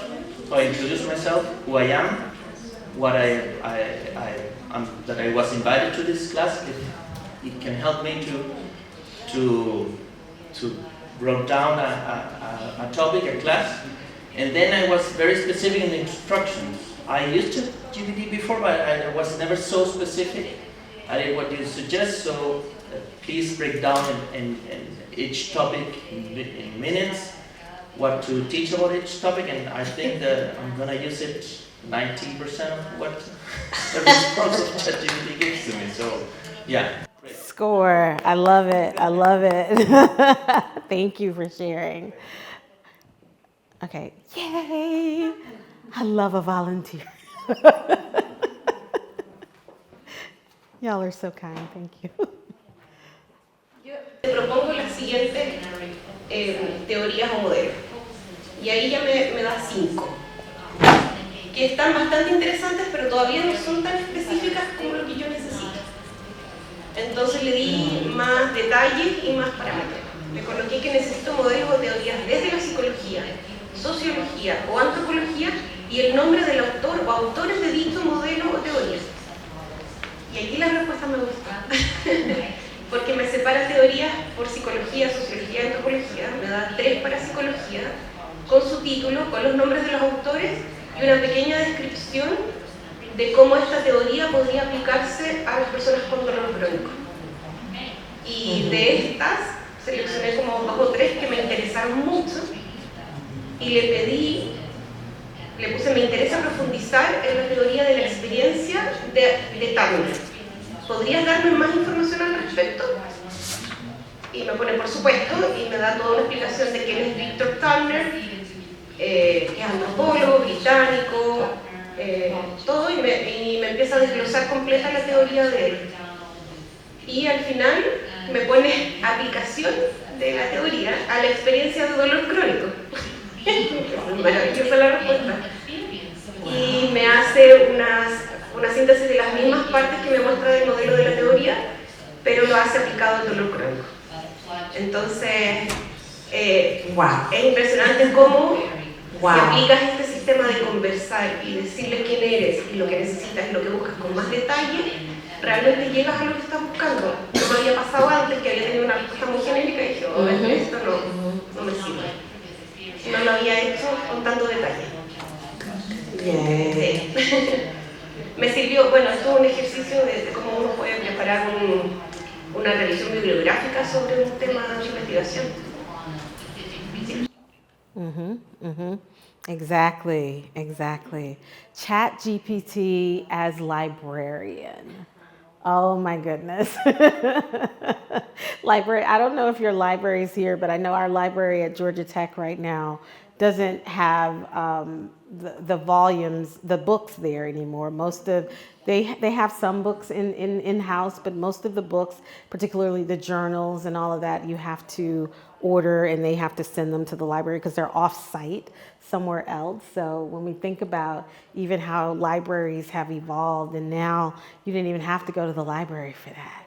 You didn't have to go sit down with a subject expert librarian to go look and find these things for you.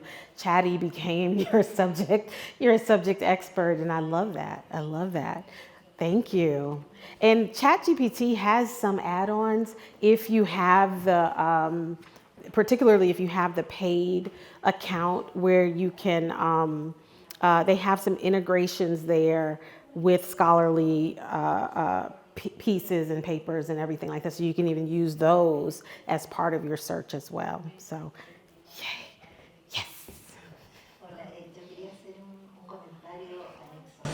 A mí me encanta el ChatGPT, lo encuentro genial, yo lo estoy usando con mis estudiantes, tanto de pre como de posgrado. Sin embargo, también creo que hay algunas distinciones desde el punto de vista de la docencia, creo que hay que considerar, como usted dijo, uno debe saber algunos aspectos pedagógicos. Por ejemplo, cuando la colega decía sobre la rúbrica analítica, claro, es muy buena, tiene que ver con los checklists, la rúbrica, pero dentro de la, digamos, de las escalas, están desde las holísticas, ¿verdad?, las escalas globales, hasta el checklist que ya es más analítica. Y justamente como tenía que dar una clase, yo soy doctora en educación y pertenezco al departamento de educación, y estaba averiguando que hay artículos recientes cuando comparan estas escalas, la global y las analíticas, en el ámbito de estudiantes de salud es mejor usar las escalas globales, pero también depende mucho del ojo del evaluador, ¿verdad? Entonces, solamente por eso quería hacer ese comentario. O sea, yo creo que el ChatGPT me encanta, es maravilloso, pero creo que también desde el punto de vista docente hay que tener algunos, digamos, conceptos claros sobre qué instrumentos estoy pidiendo, porque puede ser que no es el mejor para lo que yo estoy tratando de evaluar. Entonces, solo quería agregar eso. Yo lo utilizo, me encanta, pero creo que esa visión desde el punto de vista de la docencia, creo que es interesante también considerarlo, porque uno es especialista en plan, pero también la parte de la docencia creo que eso que diferente. Gracias. Perfecto. I love that. Thank you. And what you just said takes us back. Remember when we talked about right here in selecting the best, sharing your learning and the impact with others? You two having that conversation now. Hey, this is what ChatGPT gave me, but you're an expert in this realm. So you tell me, is this a good instrument that I'm looking at that ChatGPT is giving me to actually assess? And you're able to say, well, hey, what the literature is really saying about that now is that this is the better instrument.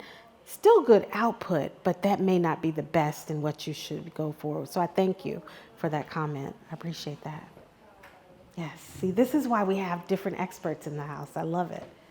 All right, so moving forward, we're going to look at now the edit format. And most of you have been editing already, and we might just be able to just talk through this. But basically, this is an extension of the PrEP framework, just designed to help you to evaluate the output that's coming, and in terms of analyzing the accuracy, the bias that might be embedded there, and then finding sources using this acronym. The EDIT acronym, is the E is for evaluate. So you want to make sure that you're evaluating your AI output content for language and facts and structure. You know, it's giving me a lot of stuff, but is it good? Is it accurate stuff? Is it things that I can actually use? The D is for determine. You want to determine the accuracy and corroborate it with the source. So double check, just like when someone tells you something, you don't immediately believe it just because they say it's true. Don't take it at face value. You do still want to do your due diligence and check it and make sure that it is accurate and in good standing with your discipline. The I is for identify. Look for any biases and misinformation in that output that might be coming out of it. And then the T, that is for transform. You want to transform the content to reflect adjustments and new findings. So just that's a new finding or a more current finding that you just shared. And so with that being true, you're like, okay, well, ChatGPT, Chatty, guess what? My colleague just told me that this is actually the newer information. So now you can go back and actually edit that prompt again with some of this newer information that you might have at hand. So editing is really about just checking, just doing your due diligence to make sure that what you're getting out, you're not taking it at face value, and that you're saying, let me interrogate it and make sure that I'm putting out good information. All right, that's really all that editing is. And so I did share, there is another question on there where we were going to walk through and do that editing process, but I think that that's something that you can do on your own, but it's still here. So you can still walk through it on your worksheet evaluating that output, determining the accuracy of it, looking for any biases, misinformation. Like for instance, if you're asking for, I don't know, let's say you ask ChatGPT for a list of scholars in a particular discipline, and every scholar that they gave you was, let's just say, a white male, you know, the dominant and traditional that, you know, and you're like, well, where are my Chilean women? Where, you know, where are they? I don't see them in here anywhere. So you start interrogating whose voice is not here that ChatGPT is now telling me about. So those are so when you're asking it questions and looking for those biases, those are the types of questions you want to be asking yourself. Okay? So any comments on the edit? Because we're not going to go through that problem, that exercise, but any questions about it?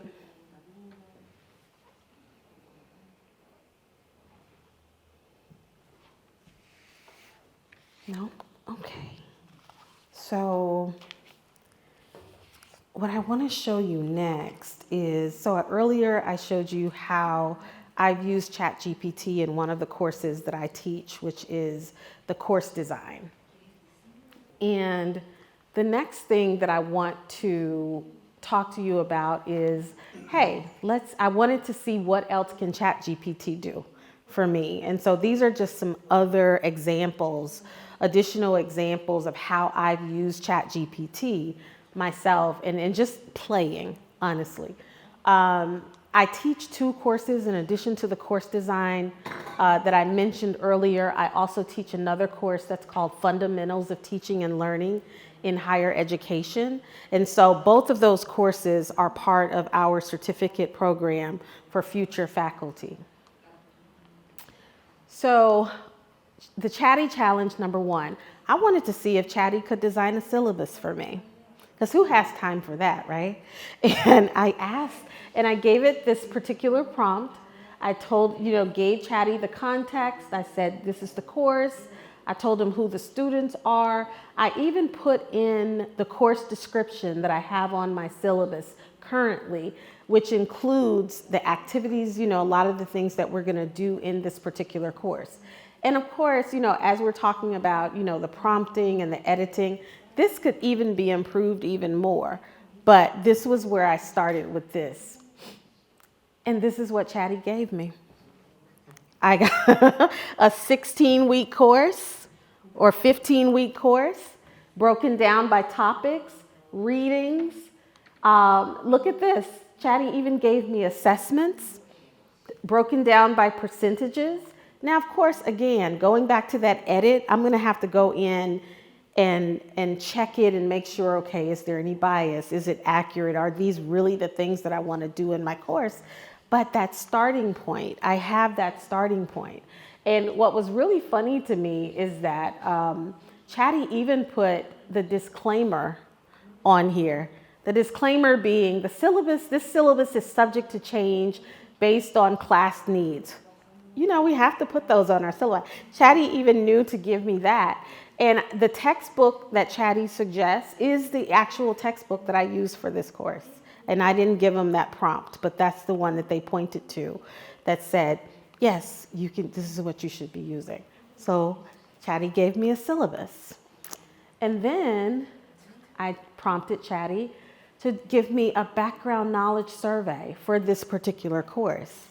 Because again, we know our students aren't coming to us as empty vessels, so we want to know what they know already. Who are they?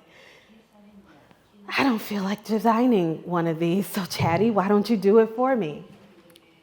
And look, not just once, but twice.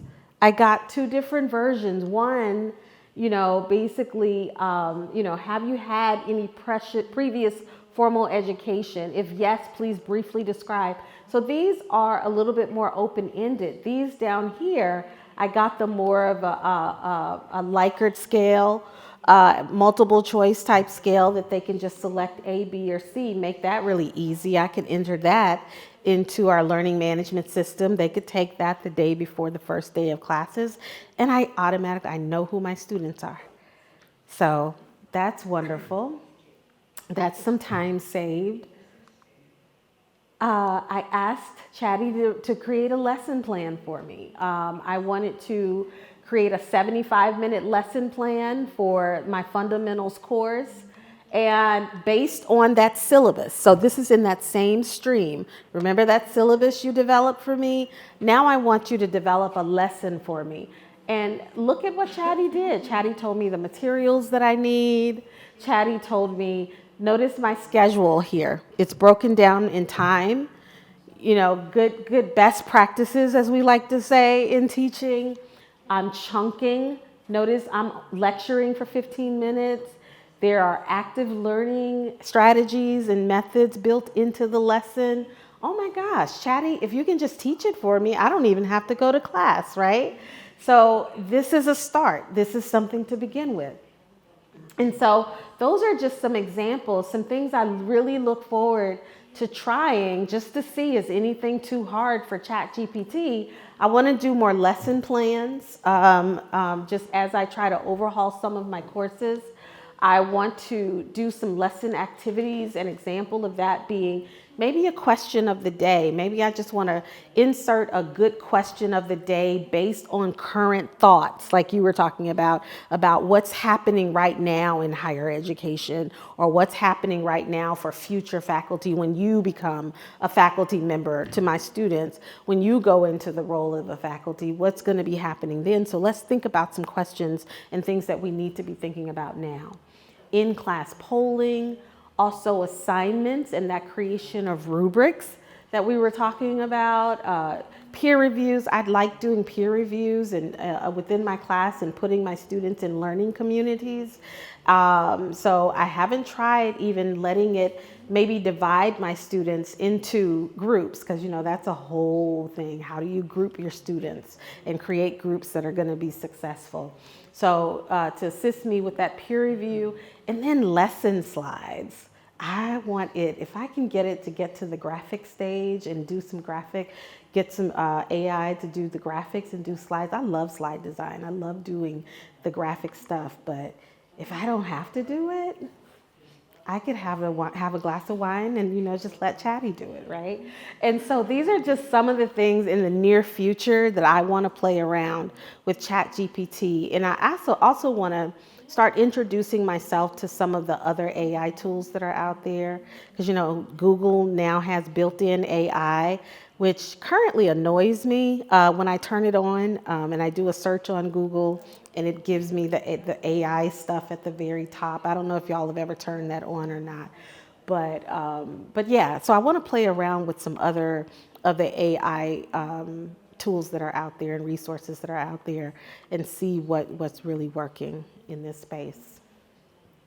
And so next steps. What are you going to do next? What are you going to do when you leave this room? What are you going to do when you leave this building? What are you going to do when you leave this campus? What are you going to do when you are standing in front of your students or planning for your next course? That's what you're going to tell me. Here's a link to a Padlet. How many of you use Padlet in your teaching, or have you heard of Padlet before? It's really just an information gathering tool. And so you can go to this link or go to this, and you'll see probably answers from yesterday, because this is the same Padlet that we used yesterday. But if you will go to this link, and I just want to hear from you about one way that you plan to use or implement what you learned today in your teaching. And I want you to also tell me, how are you planning to hold yourself accountable for doing this and for executing this plan? Let me know if you have any problems getting to this.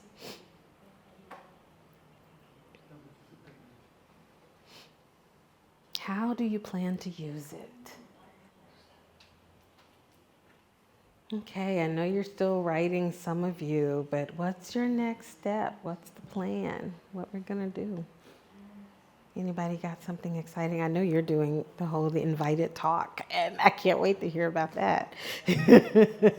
My email is on there. Send me an email letting me know how that works out. I'm really interested.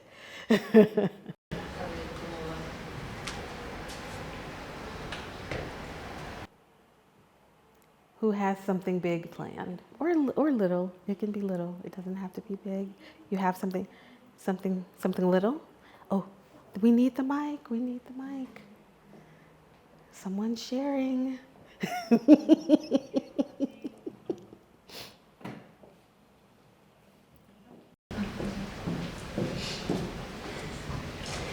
Sí, bueno, yo estaba pensando ahora cuando se producía la presentación, yo utilizo aula invertida porque tengo alumnos en Santiago y también en algunas regiones, son de posgrado.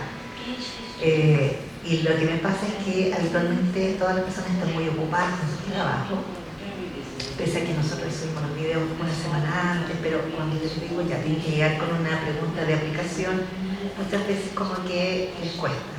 Entonces pensé en que voy a tener que usar el ChatGPT, que me encantaría ahora, para que lleguen con una pregunta y jueguen. Les puedo dar un par de minutos al inicio, que vean un video, una cápsula de 5 o 10 minutos, y después que ellos utilicen el ChatGPT para hacer la pregunta. Entonces ahí hacen como una reflexión, para que además jueguen con la tecnología y como se entusiasmen, porque también hay que motivar para el uso de la tecnología y a veces les cuesta esta parte. Yo creo que se me ocurrió hacerlo así y van a estar entretenidos y les va a gustar, porque yo creo que en las regiones a veces la tecnología ayuda mucho. Así que ahí lo voy a usar el ChatGPT para crear preguntas de nivel cognitivo superior y ahí van a poder hacer todas estas consultas.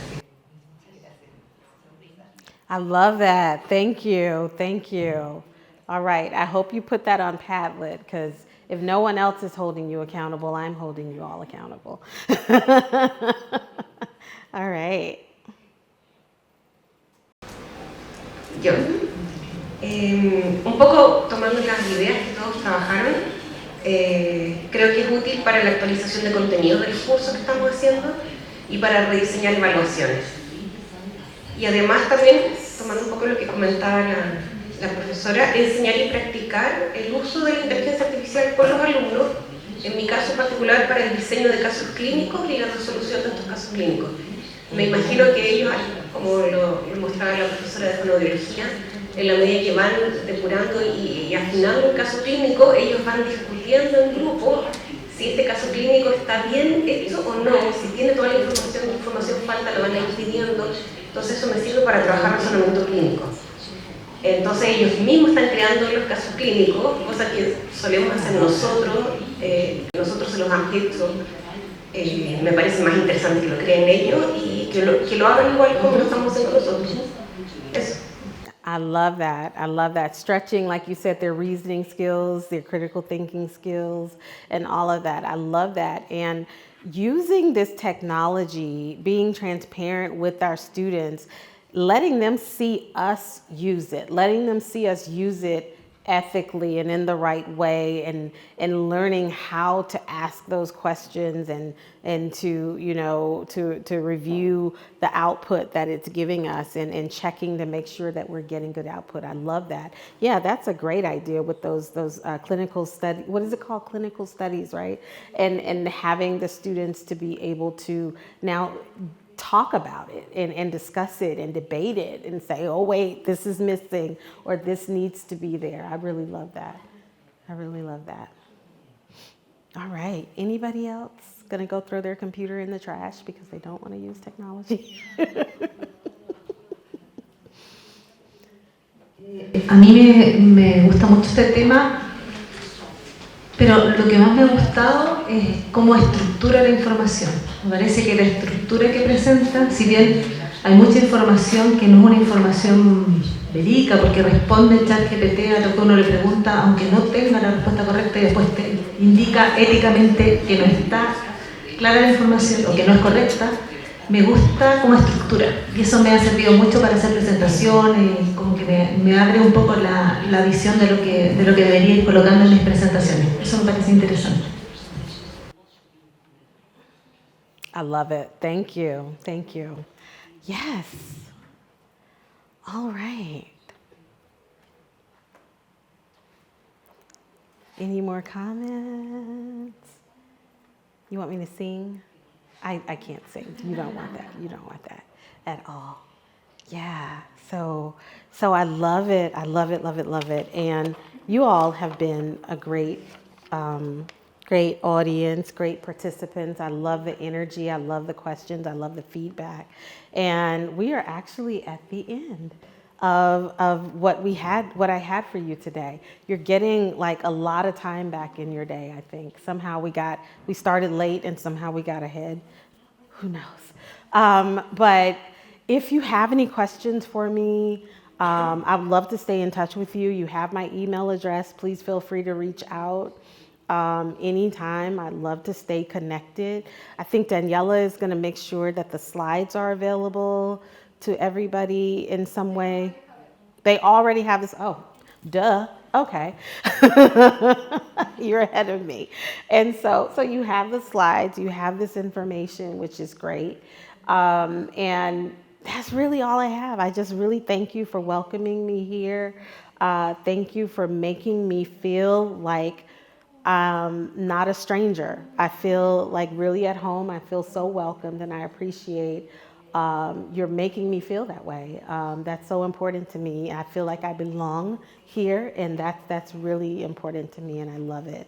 And so my final words will be, as I always say, I don't know if you're familiar with the Southern U.S. church. I grew up in church and in the black church in the South. And usually before we were dismissed, usually the pastor would say something like, if all hearts and minds are clear.